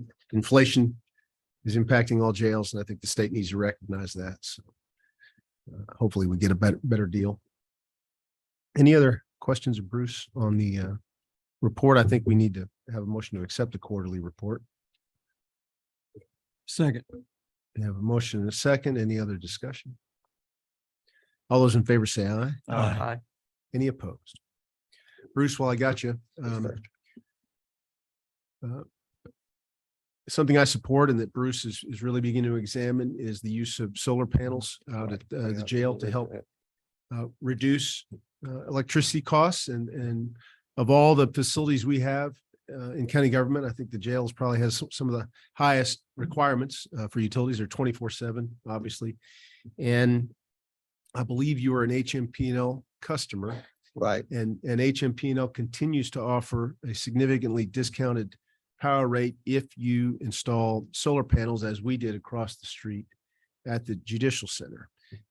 We are beginning to get some experience with how those impact our costs, and we'll be looking at it for a year or two, obviously, to see how that goes. But the jail stands to save probably a significant amount of money as well. So Bruce has been exploring that with the vendor that did ours at the Judicial Center, but this is something that must be bid out. And I'd like, if you don't mind, I'd like to get court's approval to begin the process, bidding that out, developing an RFP, getting it out there and seeing what comes back. So does anybody have any objection to that? Maybe for the sake of the record, get a motion to approve that effort to begin. So move. Second. We have a motion and a second. All those in favor say aye. Aye. Any opposed? So you can start working with current vendor to develop a plan, see what you think. If you need a third party to help judge the eventual bids, we have a source that we used for the Judicial Center from the University of Kentucky, who was helpful and worked with our office to develop that RFP and get it out there. Yeah, Bryce and I reached out to Steve Gold, and I think he's got some information he's going over. Yes, I was just looking this up right now, the ownership of that property we're looking at, and Jailer Todd mentioned that he was looking at not on the roof like we had with the at the Judicial Center, but having it on the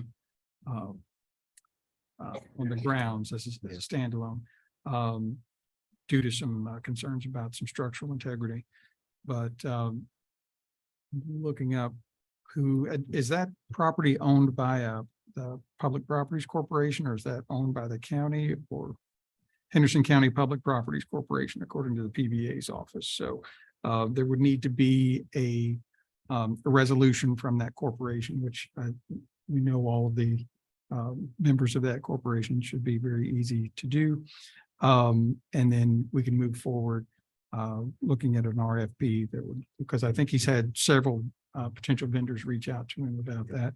One thing, as far as guidance from the fiscal court, some companies want to just charge you X amount of dollars to install those things and sell them to you. Some, like we have with the Judicial Center, it's done as a long-term lease. Is there a preference among the fiscal court about how that be structured, or would we leave that up to whoever's responding to the RFPs? Do you have a preference? No, not really. We want to explore both, both ways. At least in person. Maybe we can have language to that effect. Right. I believe, Steve, you have a blue packet that came from Paducah, Todd, that gave us a proposal. I left it with Miss Overton. So another vendor. Yeah, another vendor. Now, there are several vendors out there that Right. I'm sure would be responsive to this. So it sounds like the fiscal court is going to be counting on the jailer to prepare this RFP. Yes. I mean, it is fiscal court property. It's not, the jail is not an entity that can own property. Yeah. Right. So I would personally ask that, rather, my opinion, I would rather lease the solar panels, because at the end of their lifespan, we don't own them. And I think it would be good to get both examples of both kinds of financial arrangements. I would like Jailer Todd to make a decision about some details in the RFP, but he can work with our office and your office, Steve, to arrive at a final decision about that. He's already met, probably understands the parameters of what's possible to jail better. Yeah, than we we do. looked at a couple. So, Different anyway, price sounds good. ranges. All right. Thank you. We'll do- Yeah, thank you all. Forward with that. Now you have in your packets the sheriff's monthly reports. I don't know if Dwight Duncan from the sheriff's office has anything to add to that. Sheriff was up here, I think, last meeting was talking about retention or longevity pay. I want you to know that the sheriff, Steve Gold, myself, been working on getting a resolution, a policy, and a contract. We're pretty much got all that done. We're just finalizing that, and we should have that to you next fiscal court meeting. And also, Magistrate Sperry, you asked for a pay study for the surrounding area. I have that. Would you like for me to email that to you, or email or give it to Kurt? Yeah, Email it to Kurt, everybody. Yeah, it'd be great to distribute it to the whole court. Okay, that's all I got. Just let them know we're working on that. Thank you. thank you. Other than that, the sheriff's report's typical monthly report. If you don't have any particular questions of Dwight about that, I'll entertain a motion to approve. Second. We have a motion and a second. I will say that this month and next, and then the one after that are the busiest month for tax collection in the sheriff's office. So light a candle for their crew down there as they deal with the public and hopefully help all of our citizens in the most professional way possible. So we have a motion and a second. All those in favor say aye. Aye. Any opposed? Next, we have Renee Abner, your report.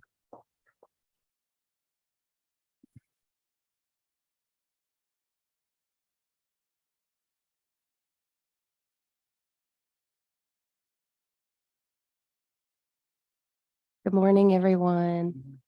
Today I have my monthly and quarterly reports of payments submitted to the county for September. Excess fees in the amount of $100,402.81, with a total submitted to the county for $139,845.78. For the quarterly, I have excess fees in the amount of $356,951.17 with a quarterly amount of $530,308.78. When comparing the same quarter in 2022 with this quarter, our submission is down about 140,000. And I know I've alluded to that in previous meetings. It's just our collections are down based on our recording of mortgages and documents and things like that. I mean, it's just a total kind of picture we're going through right now with the raised interest rates and things. So we're just kind of, Cars and Yeah. houses. it's just a reflection of what our economy is. So that's kind of a downer, but hopefully maybe things will resolve themselves before the end of the fiscal year. And again, I'll explain about the state, it's quarterly for them because they're not on the fiscal year, they're on the calendar year. So anyway, just wanted to let you know about that. And then if I could just say something about elections. Today is the last day to apply for a mail-in absentee ballot. So if you know of anyone that would need that, just let them know. It's on our Facebook page, on our website and everything. And then tomorrow we'll start in-person absentee voting. So just want to let everyone know about that. And that runs through November 1st. So On the collection side, I just read more than one story about how tough dealers are having to sell higher end trucks and vehicles right now because of interest rates. So yeah, not unexpected. Can we get a motion and a second to accept the county clerk's? Move to accept. Second. We have a motion and a second. All those in favor say aye. Aye. Any opposed? And I would encourage the court to use your own social media to help spread the word about today being the final day for absentee ballot applications and anything that Renisa pushes out about elections. It's good to share and try to get the word out to the community. So thank you. thank you. Mr. Gold, your reports. Judge, I've got several checks today. Reimbursement from the city or flow through from the city, $458.33. Health insurance, $10,136. Dental and life, $505.48. Another health insurance, $920. Dental and life, $39.99. Aflac, $171.16. Jail fees, $120. Interest, $123.76. Reimbursement from a local match grant on the child support side of the office, $5,513.67 and $3,989.14 for a total remitted to the county today, $21,977.53 and bringing the fiscal year to date total to $73,238.90.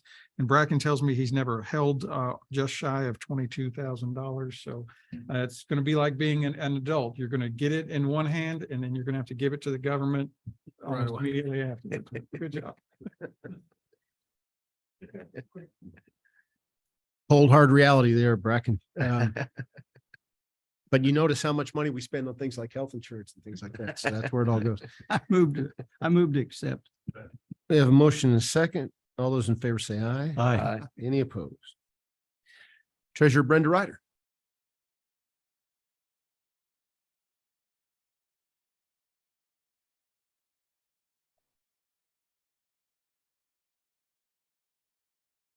You have received your bank balances, and after paying claims today, your day-to-day appropriations should be at approximately 33%.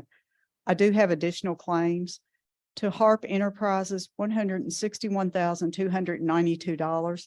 This is for the print-on-demand election system, which was explained back probably in June of this year by Renisa, and this is to be reimbursed by the House Bill 1 Election Equipment Grant. $161,000 of this is to come from the grant fund, the clerk election scanners appropriation line, and the $292,000 is to come from the general fund election materials appropriation line.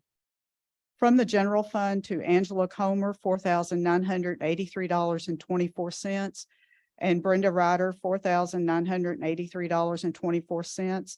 This is for the 2023 training incentive and is to be paid with the 2023 payroll. This is to come from the judges, staff, and the treasurer's training incentive appropriation lines.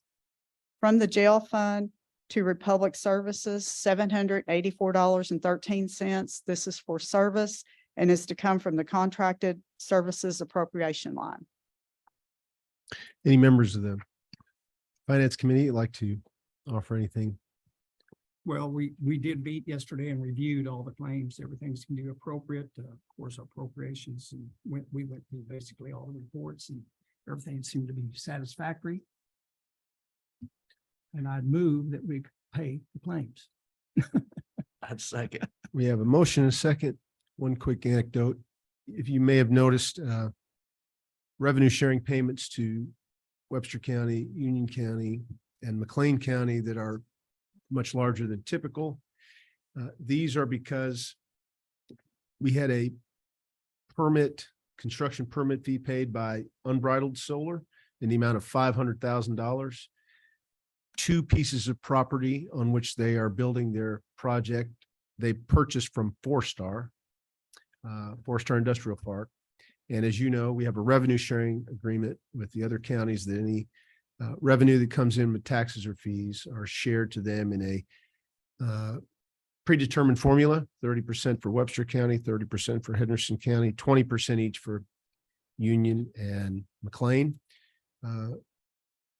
The total amount of solar panels that are going to be installed on those 2 pieces of property worked out to a little over 11%, I think 11.6% of the total.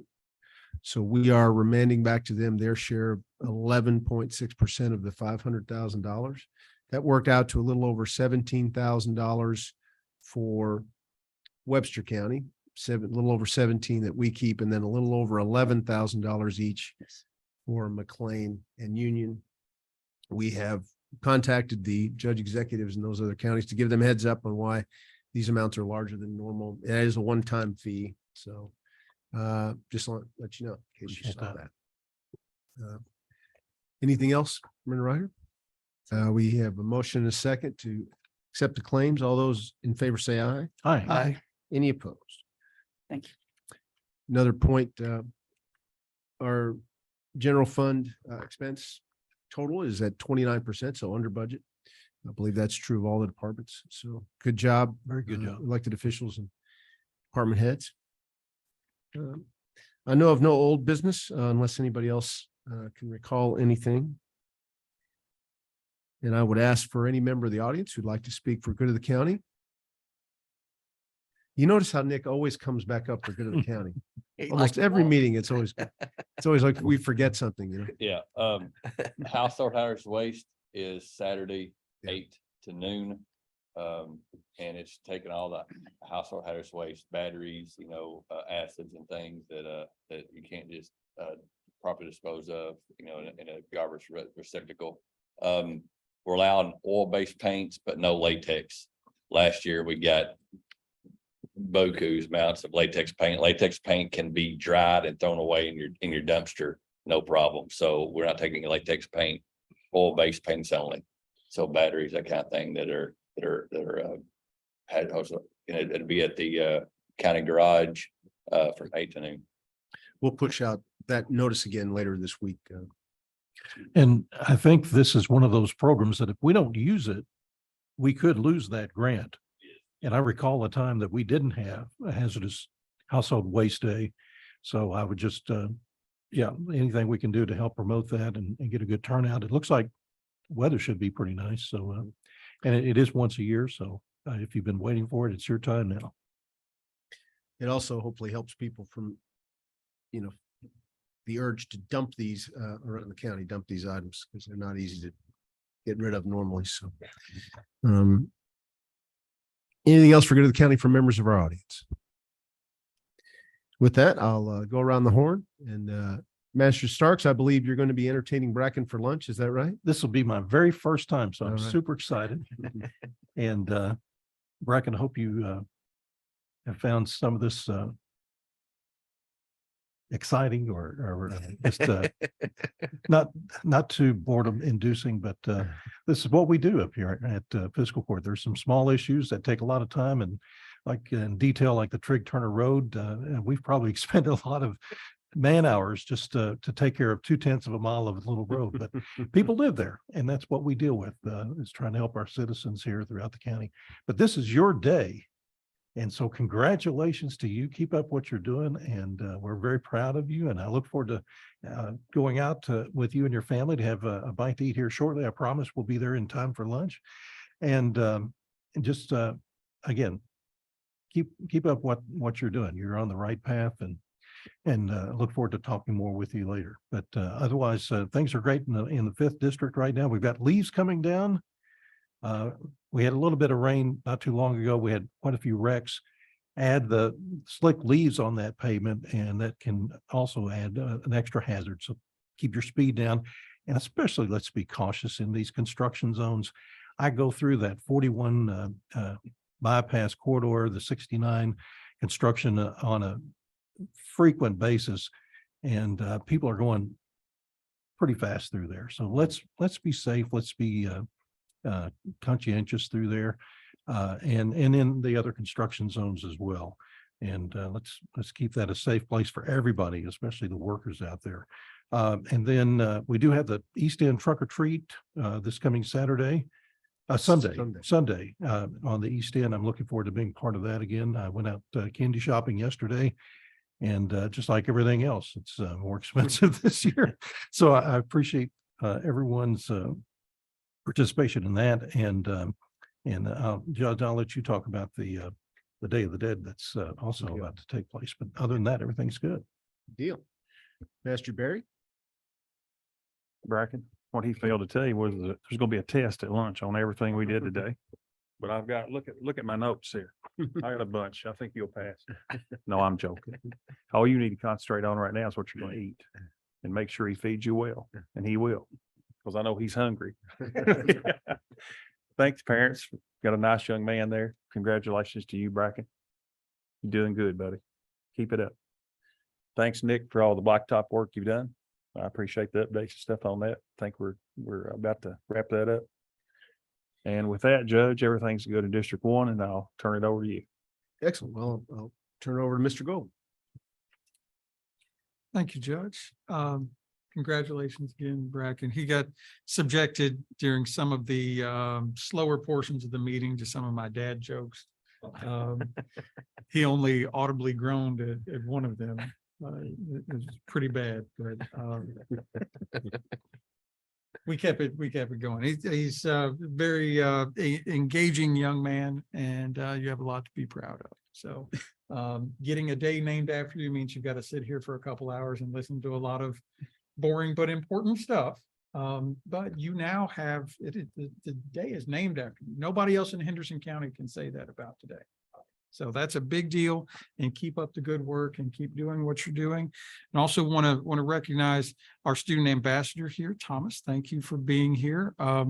That's a great program, and that idea of getting the great students like student ambassadors out into the community, being involved and starting to see things going on in the community, getting you ready to transition out into the community and getting us more engaged with the school is a big deal. So thank you for that. And we're sorry this meeting was probably a lot longer than you expected. I'm sure you would have rather been in class. He stuck it the out entire time. He stuck it out.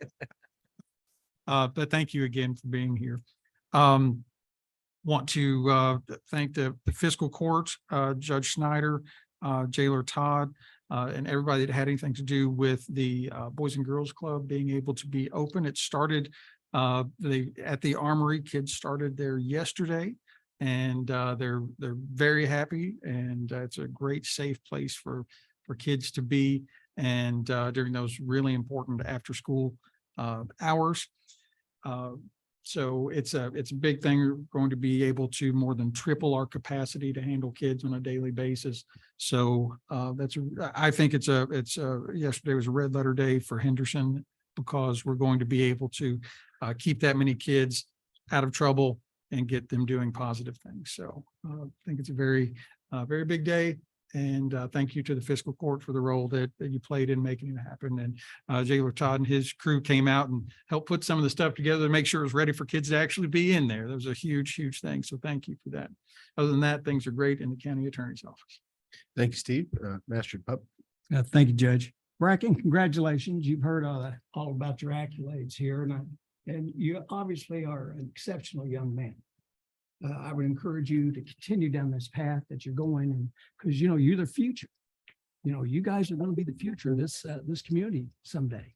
So, but keep up the good work.